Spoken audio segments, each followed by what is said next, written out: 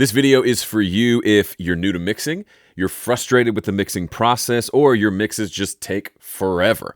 I want to share with you a simple change that'll be like having a fast pass for your mixes. And at the end, I'll share my #1 mixing tip of all time. The song you see here is a song we're mixing this month inside my VIP community. Actually, we're doing a mixing tournament with like a bracket and everything. You can come check it out for free for a full month. Just go to homestudiocorner.com/VIP to get started. I picked this song from one of our members named Will Paxton, partially because the song rocks, and partially because it has 92 tracks. 92. That could be overwhelming for a lot of people. They'll see that there are 92 tracks, and a lot of people will just check out and say, nah, that's not for me. I'm not built for that. I'm not ready for that. But it's actually a lot simpler than you think. The advice I'm about to give is admittedly pretty simple, but it's so powerful. You'll find that's a theme with me, simple but powerful. I don't think we have to make things super complicated to make great sounding music. In fact, I think the more complicated you make it, the worse your chances are of actually making great sounding music or completing music to begin with. And I can hear the comments already on this video. Joe, that's nothing new. That's an old thing. Show us something new. Listen. I got news for you, bucko. There's nothing new under the sun, but for people who haven't learned this yet, it is new and will be kind of mind-blowing for them, and perhaps even you could learn something from maybe simplifying the process a little bit. So here's the advice. Here is the game-changing mixing advice. Don't think about it as 92 tracks. Don't become overwhelmed with the fact of, I got to mix every single one of those 92 tracks. Is going to take me days. Instead, think about working with 7 buckets instead of 92 tracks.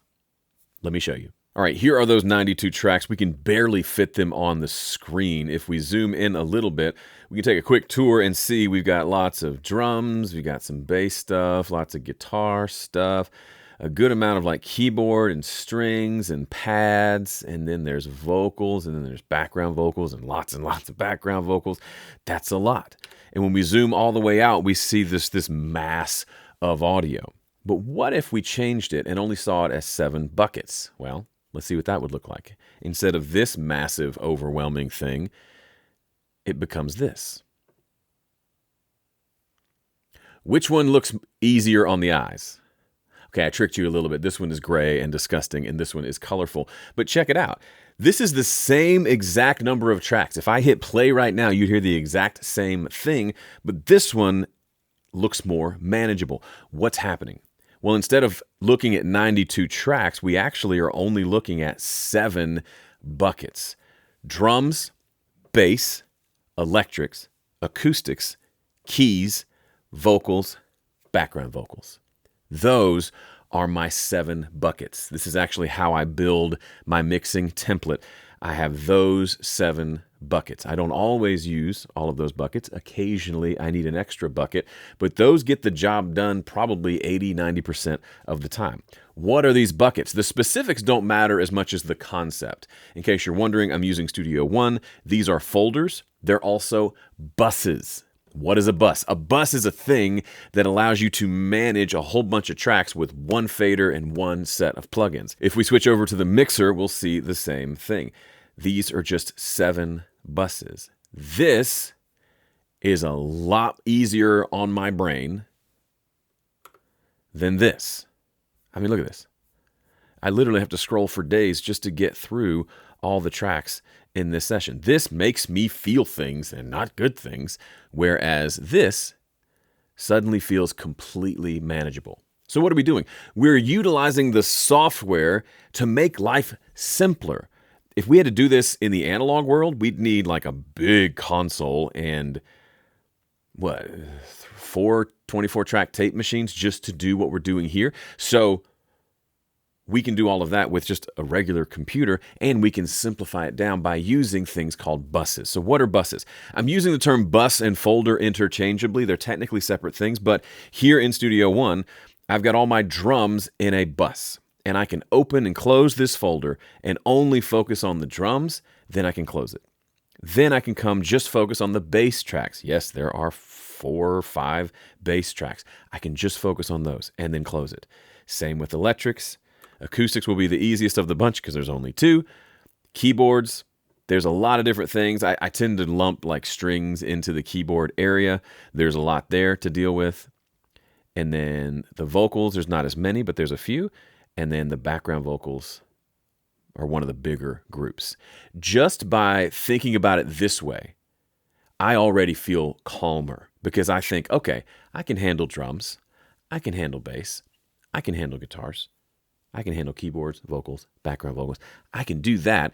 Then it's just a matter of blending these 7 things together. It's an oversimplification, but it's not, because I can go in here and spend some time just working on my drum mix, get a nice balance, EQs, compressors, reverbs, whatever I want. Delightful. Then I can just mute this and move on to the next one. I can spend some time with the basses. How do all these tracks blend together? Where do they all live? How do I want them to blend frequency-wise? What's the level need to be? Okay, all of those are starting to sound really good. And then I can mute them. Then I can go manage my guitars. Where do all of these fit? How does the panning work? Where do these little guitars fit in the mix? And I can just work on guitars for a little bit. If nothing else, just to set levels, more on that later in the video. Then I can do the same thing and I can continue to move on. So I'm never really thinking about the entire mix until I've dealt with each of the buckets. And some buckets will be easier than others, but it's a lot easier on my brain to wrap my head around this, because now you send me a song with 12 tracks, I got buckets for it. I may not even use all my buckets. You send me a song with 200 tracks, same process. My mixes look like this because I use these same buckets every single time I mix a song, and I use the same process every time I mix a song, so that it doesn't matter if it's 12 tracks or 120 tracks, I'm good to go because I use the same system. It doesn't mean my mixes all come out sounding the same. Every mix gets its own processing, but the structure, the infrastructure of the mix is what makes it feel so much less overwhelming and makes it a lot more fun. Now, this idea of using 7 buckets only works within the context of what I'm going to give you now, which is my most important mixing tip. I ran a cohort a while back for around a dozen or so mix engineers, where they were mixing a song and working through my mixing course, and they would send me their mixes along the way. And I noticed something right out of the gate when I started doing critiques of their mixes. So many of their mixes, they got just the basic levels wrong.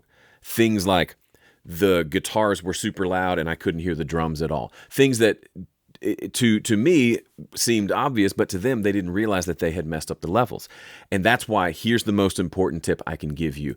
Do not reach for a plugin until you've got a static mix that rocks. What do I mean by static mix? Levels and panning.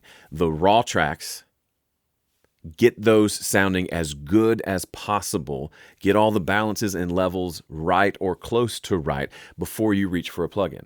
Using these 7 buckets allows you to do that a lot more easily than having 92 tracks to work with, because you can focus on each group individually, and then you can try to blend all of those together. All of this without any plugins being touched, because if you don't have the levels right, the balance right, no amount of plugins is going to fix that. If the guitar is 10 times louder than everything else, there's no plugin out there that fixes that for you. No amount of EQ is going to make that work. It's a volume thing. And people love to skip over this. They may nod their heads as they watch this video and say, yeah, absolutely. Then they go to mix something, and as soon as they hear something they don't like, they grab plugins and they go off to the races. This is why their mixes take forever and why their mixes don't sound good. I've had songs where when I get done with a static mix, I might take 30 minutes to an hour just doing levels, especially on a bigger song like this. But when I do that, every minute I spend on that static mix feels like it saves me 30 minutes later in the mixing process, because I fix a lot of inherent problems by just getting the balances right. Then I can do things like top-down mixing, where I put a few plugins on the drum bus and it pulls the drums together with just 2 plugins. And then I may not need to do as much processing on individual channels. Now, that's a topic for another video, but this process, this idea, works wonderfully if you take the time to get your static mix right. If you like this video, there are two things you can do next. First, come join my VIP community. You can try it out for free for a full month. Just go to homestudiocorner.com/VIP. You'll get access to a masterclass where I walk you through how to set up my mixing template, another masterclass where I show you specifically how I pull these tracks into my session and set them up for mixing, and you'll get access to the tracks and can mix them yourself. Second thing you can do, if you like this video, check out this video I did on why top-down mixing is the GOAT. Thanks for watching.